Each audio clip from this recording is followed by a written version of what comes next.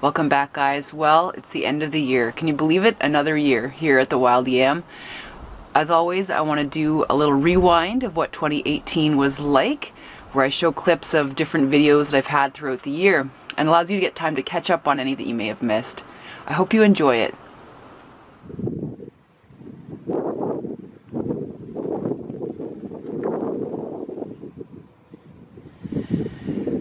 The dark ticking on this one is most likely a female. The males tend to be pretty snowy white.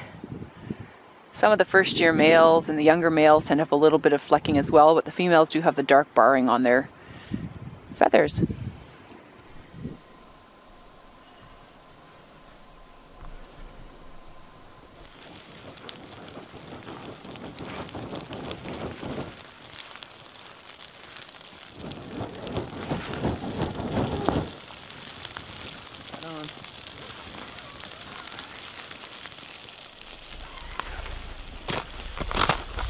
Getting things going here. Got some chili in the pot from last night, and here's my cup that I was showing you at 4:30 in the morning, 5 o'clock. It's by Union Blue. It's by Union Blue, and it actually can go on the coals and stuff like that. So that's really useful. Ah, it's just a great morning out here. The wind really has died down right now. Just enjoying the fire this morning. It's so nice to warm your bones. Nice as beauty. So just fishing about 3 or 4 feet off bottom. Nice little jigging motion here. And actually, it's so clear I can actually see what I'm doing. There we go. Oh, got him? Yeah. Oh yeah, guys, look at that. Oh yeah. Look at this, guys. Look at this nice pike. Right on. Okay, let's get him off the line here. Get my glove on because these guys, they bite. What a beauty. My mouth is dropping every time I look at this scenery. It's incredible. So right now I'm on the White Rock Hills Loop. So along the way we're going to explore some of the plants, hopefully see some animals. Bighorn sheep are common around here. And also there's some really interesting history here. There's some Native American pictographs, as well as some sites where cooking happened. So we're going to be looking for communal roasting pits that were used as early as 500 AD. So that's pretty neat. Let's get on the trail. Here's the left and here's the right side of the bracelet. I'm staring at the bracelet exactly how you would make it. So basically what we want to do is bring the orange cord this way underneath the bracelet. And we're going to bring the left cord up and into the orange loop. So what we're going to do then is you're going to be making a knot, as you can see, a knot over the main part of the bracelet here. So then what you want to do is just snug everything up to the buckle. Well, what is there not to love about this recipe? Maple, a little bit of hot sauce, and oh my gosh, mustard and bacon, my favorite. Okay, so I'm gonna have to do a couple of batches here, but we'll start with this.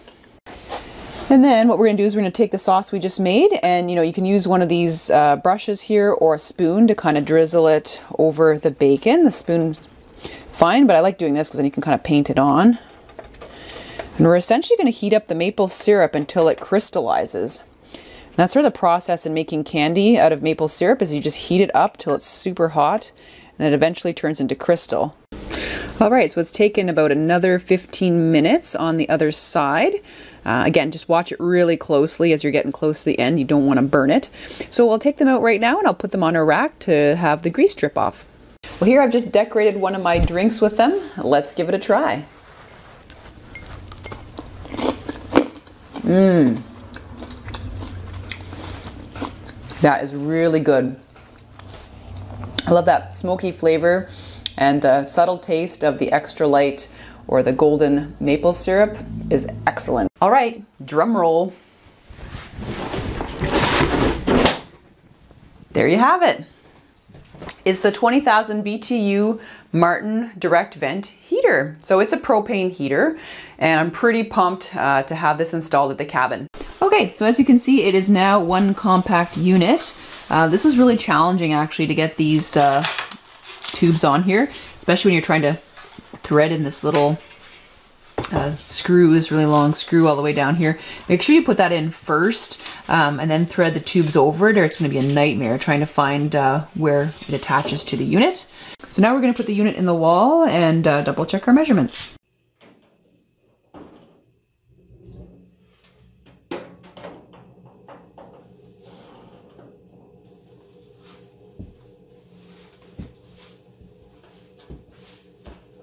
These guys are really depleted from energy at this time of year, so I must have a colony of these guys somewhere in the basement, and they kind of come up through the vent.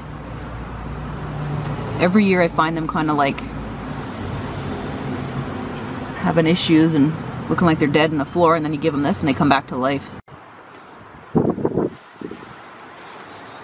Whoa. Wow. Ah! That was a really cool experience. So remember guys, if you find a bumblebee that's sort of buzzing around on its back looking like it's dead this time of year, it's most likely a bee that you know, has overwintered and has zero energy left. So sometimes you just need to help them along with a little bit of their own medicine, honey.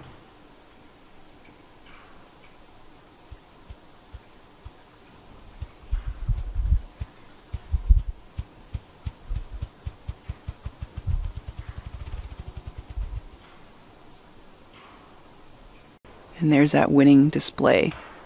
Beautiful, actually. I love the sound of grouse drumming in the spring.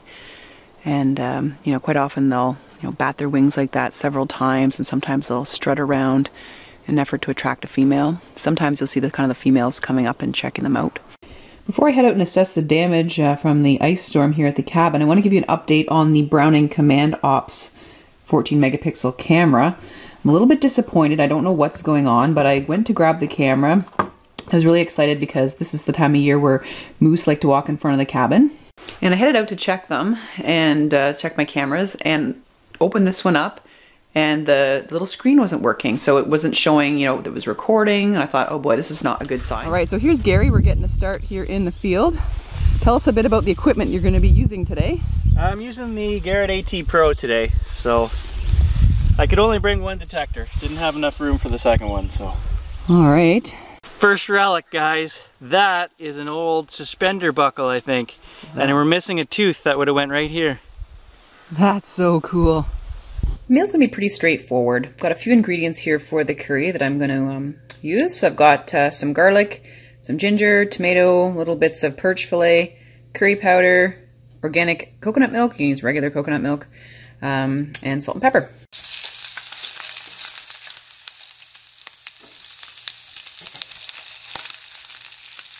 These will take absolutely no time to cook. And that's how you plate it. You get the rice and then you pour your curry on top. Doesn't that look amazing? Fresh perch curry. Well, this is absolutely beautiful. Ice cold water running down a beautiful rock face. We're gonna head down towards the bottom now and check out the water pools.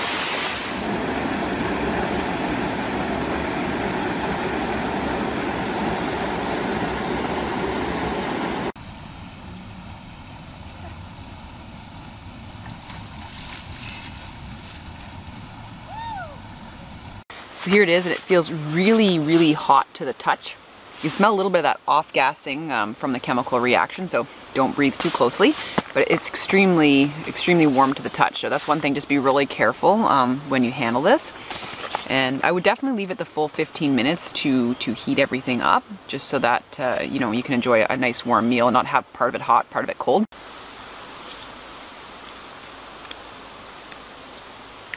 That's really good. That is really, really good. Really barbecue-y flavor.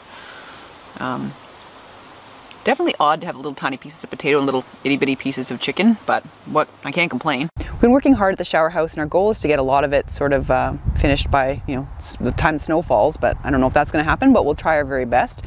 You know, this will be our spot to go for an evacuation should there be a really big problem with the cabin, like a fire.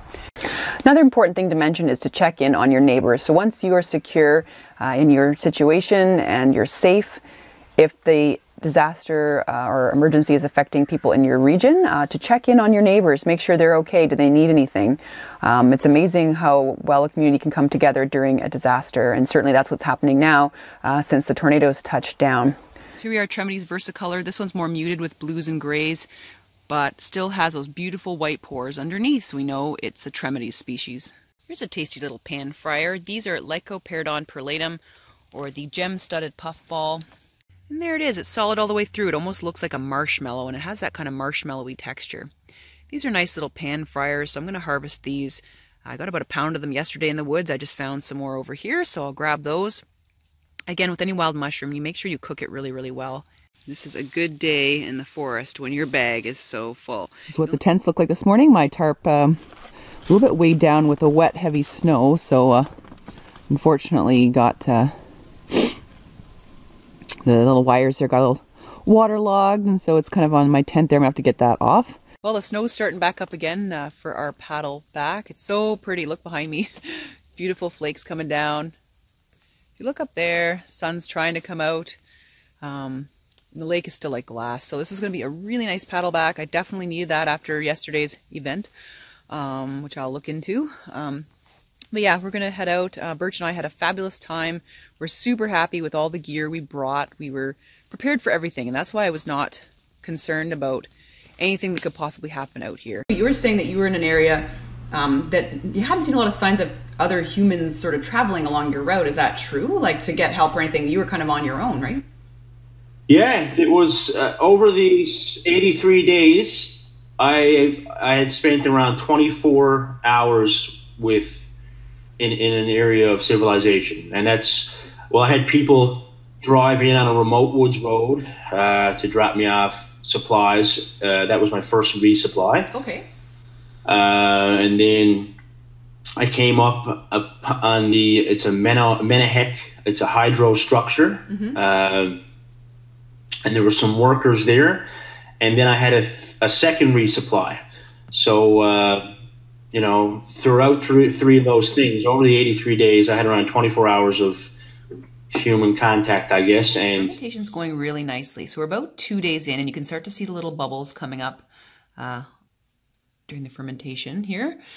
As you note, we're about a couple days in, and the fruit's obviously getting a little bit mushy, which is what's sort of expected to happen. So the natural yeast found from the blueberry as well as from the honey is actively flourishing. The yeast is digesting the sugar within the vessel here, and as you can see, the product of the fermentation is carbon dioxide. So I have to stir this about 3 to 4 times a day. And I just want to show you the little bubbles are coming, so it's really exciting. I think tomorrow I'm going to start bottling the fermentation. I love how I did the little presentation here. This is a really neat way to display your sodas with, you know, you can put some of the ingredients as garnishes. And I've just got a bit of sugar here on the rim. Oh, it smells so good. It smells very fruity. A little bit of the pine smell to it, but not overpowering. I know a lot of you guys were really worried, you know, at least from my Facebook posts about it, that it might have a really piney, resinous kind of taste. I'm not anticipating that from the smell. Very, very fruity. Let's see. Oh, that is awesome.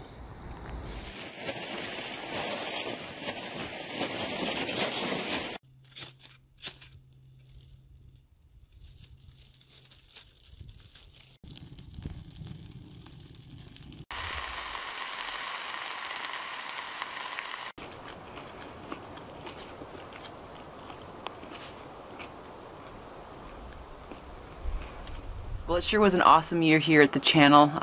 I just blown away, you know, almost at 10,000 subscribers right now from my humble beginnings. Let's just see what 2019 has in store. Well, I thank you so much for all of you guys that watch my videos and, you know, our faithful followers. I really, really appreciate that. I wish all of you who watch my videos the very best for 2019 for health and happiness. We'll see you next year.